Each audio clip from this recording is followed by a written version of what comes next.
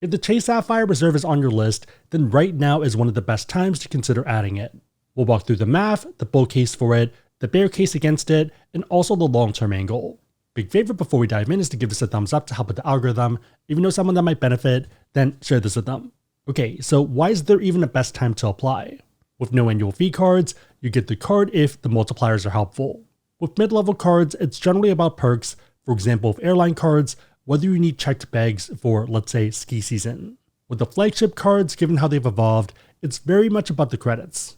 In a lot of ways, you're paying an annual fee to get X, Y, and Z credits.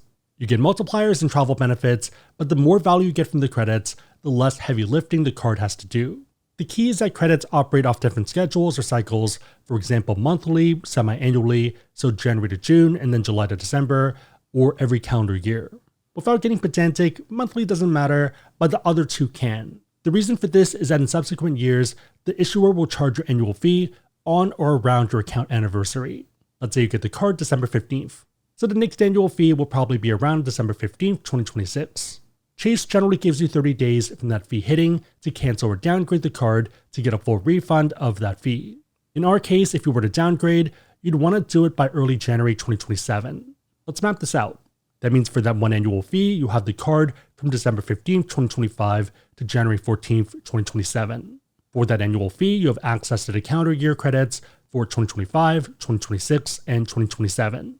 You also have access to the semi-annual credits for the second half of 2025, half 1 and half 2 of 2026, and half 1 of 2027. You have a short window for some of these, so you do have to be on top of things, but it can make a ton of sense. You also do have monthly credits, but again, for this purpose, it doesn't really matter here. If you keep the card long term, then this timing stuff doesn't really matter. This approach and concept is more for people that are on the fence. That way you're maximizing your outcome for that first annual fee. Okay, moving to the card itself, there's a few key credits. The first one is up to 250 in statement credits semi-annually for stays with the edit. There is a 2-night minimum and it's not all hotels, so be careful. We'll get into this, but you might want to discount these numbers. So consider if you're using the credit and how much you would fairly value it at. The next one is up to 150 in statement credits semi-annually for dining at restaurants that are part of the Sapphire exclusive table program on OpenTable. For me at least, this one's actually easier, but it depends on where you live. The last one is up to 150 in statement credits semi-annually for StubHub and viagogo purchases through December 31st, 2027, and activation is required here. Whether you're into basketball or hockey or another sport, or you prefer music gigs or performances, there's probably something for you. Also note that you can't buy something that happens in the future. For example, right now it's December, but I can buy tickets for next year to see the Raptors. If I did a purchase in 2025, then it's going to use this year's credit. Okay, so the annual fee for the Chase Sapphire Reserve is $795. Mapping this out at an absolute best case, you're looking at up to $2,200 if you can reasonably get value from all three. Even if you could only use 2 of the 3 though, it fares pretty well. If you only consider dining and StubHub/viagogo, that's still up to $1,200. Even if you then discount this, you're still near break even. At a 10% discount, you're looking at $1,080, 20% is $960, 30% is $840 in value. So not too bad at all here. Again, the number we're working off of is that $795 annual fee.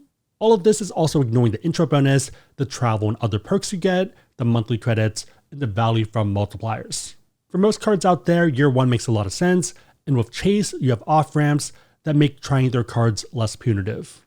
On that note, if you want to learn more about cards, whether this one or pretty much any other card out there, and you want to support the channel, we have links on the website, AskSebby.com, and also down below in the description box. Make sure the links are competitive, but otherwise, it's a huge way to support the channel, so thank you in advance. Okay, so we argued the bull case, what's the bear case? I think the main thing to be careful with is timing based off your circumstances. For the example we used, where you don't value hotel stays right now, maybe that changes in a year.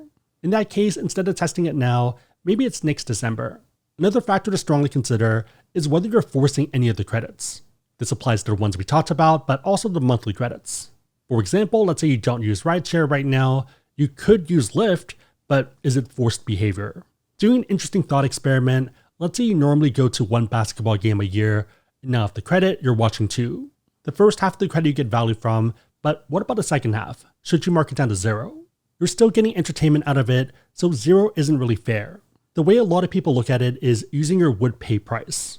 So maybe you wouldn't pay $120 to see Wemby, but at $80, that's a no-brainer. In that case, you'd want to discount by 33%. If you're using the credit, then there's non-zero value, but you don't want to overvalue. On a macro level for yourself, another consideration is your other cards, especially if you have other flagship cards already. This one kind of depends. If you're never canceling the other card, then it still defaults to the math that we did. If you're looking for an off-ramp for the other card, then it's a timing function. Even if you are hopping around and testing a few options, December is a pretty good switching window. It depends on you, but for me, it's about the numbers. The last obvious one is if you wouldn't be able to finish the intro bonus. This actually brings us to another use case of returning cardholders. Let's say you previously had the card way back when. You went out, dated around, and now you're coming back to Chase. Given the new once-in-a-lifetime rule where the new card member bonus may not be available if you previously held this card or received a new card member bonus for this card, if you're not getting a bonus anyways, you might as well maximize that first year. The case for this too is that if other issuers do updates that are in your benefit, you can rotate again as needed. These are tools, use the right one for the right occasion. One draw of Chase over competitors is that they actually let you downgrade flagship cards into no annual fee options. With some other issuers, their flagship might be $895, you can downgrade to $325 or $150, but that's it. You're still paying something, meaning that you're kind of forced to cancel. With the Chase Sapphire Reserve, you can downgrade to the Chase Freedom Unlimited or Chase Freedom Flex, both of which are no annual fee cards. This means you can keep your credit history alive, which is long-term useful. Best case, the card still adds value, and worst case, use it once a year to keep it active. I have a lot of cards that are on that once a year track. If you like the card and you're thinking about keeping it long-term, then make sure the math works for you for things like multipliers. And also, of course, the other credits that are on the card, like the monthly ones. If you want to run the numbers for your situation, we have a calculator that should pop up if you Google Chase Sapphire Reserve or hit AskSebby. Again, year 1 tends to be easy. Year 2, you want to be a lot more methodical.